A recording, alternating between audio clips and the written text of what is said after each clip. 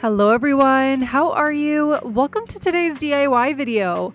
We are doing a feature wall in Teo's room and we are adding some pizzazz to it. So this is how we started and look at the end result. How freaking beautiful.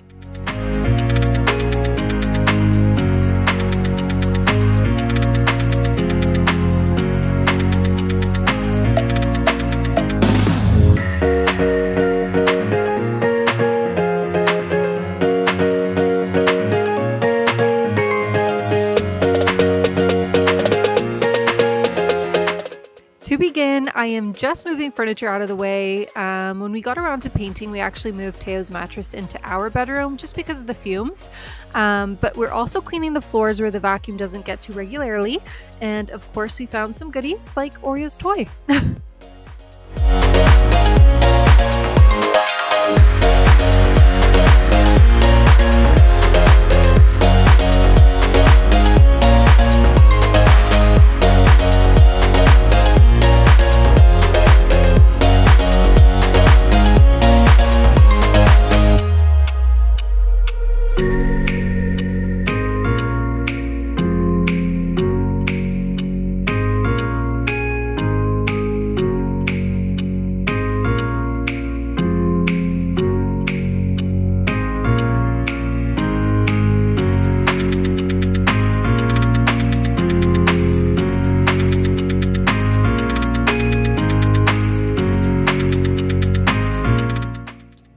Into the nitty gritty, we just used the 2.5-inch casing and 4-inch baseboard for the top horizontal board.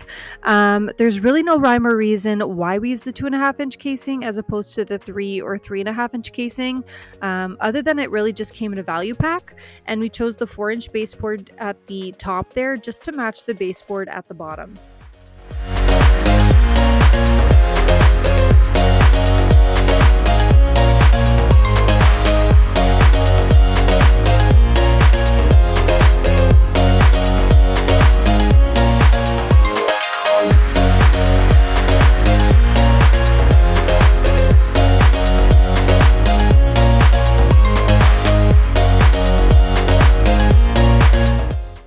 So for context, the wall that we're putting this feature on is 143 inches wide and 105 inches high.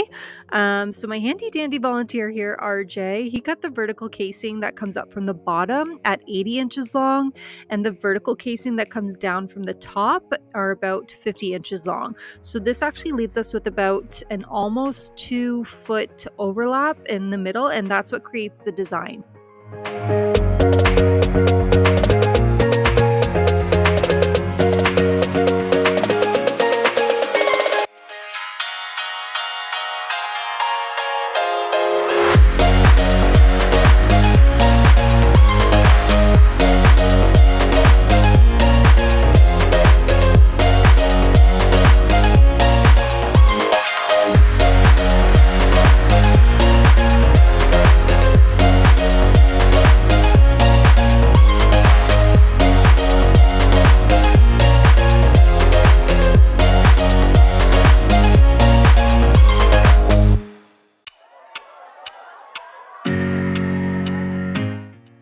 So this is the 4-inch baseboard that I had mentioned.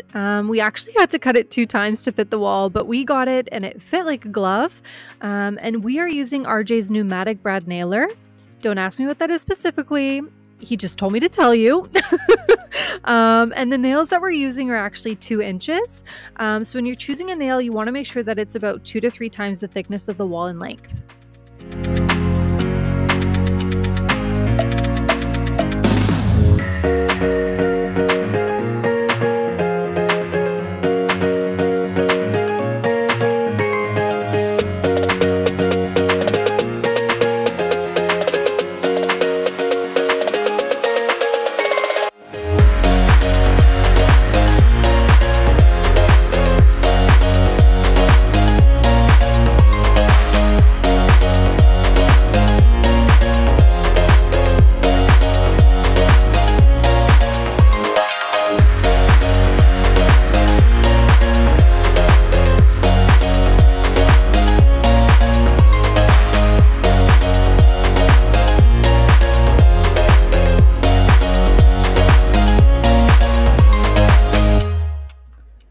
On a scale of 1 to 10 difficulty, so 10 being extremely difficult, RJ and I would actually put this at about a 2 or 3, simply because you don't really need any fancy tools to do this. You can use hand tools to cut, which is what we did.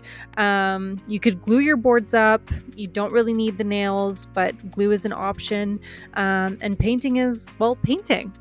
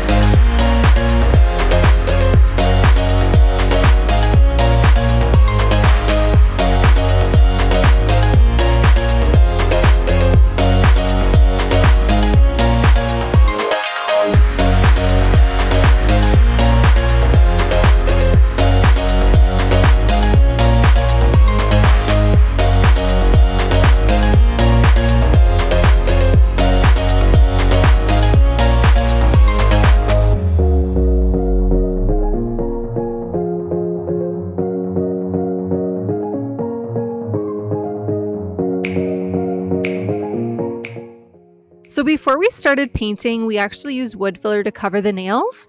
And once that wood filler dried, we gave it a good sanding. We used a 1 or 120 grit sandpaper. I don't recall which one it was, but we sanded it and we made sure to clean the wall and floor after. Just that way, when it was time to paint, it wasn't that much of a pain in the butt.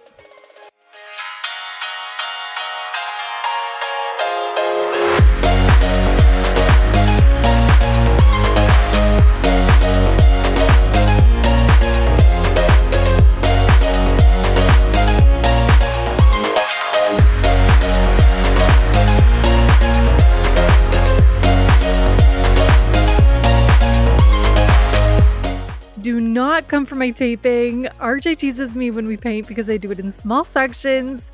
I just find it easier to get right where I need it.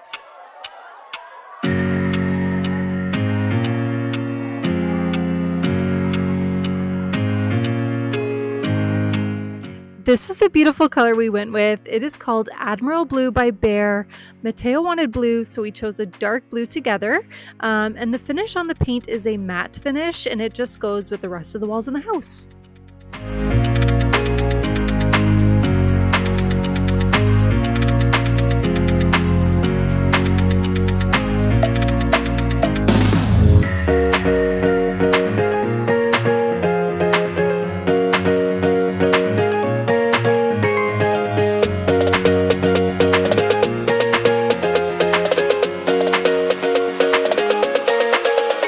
Okay, you guys, this is after one coat. Please excuse my voice. My little mess makers are sleeping. We are so happy with how this is looking. I am loving that overlap there. But yeah, it is 8 o'clock now, and I am going to start the second coat.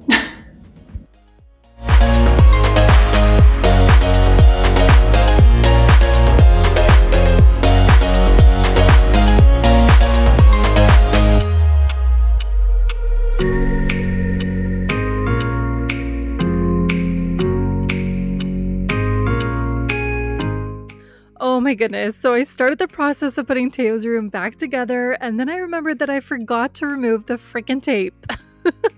So I am taking off the tape and we are putting everything back where it belongs.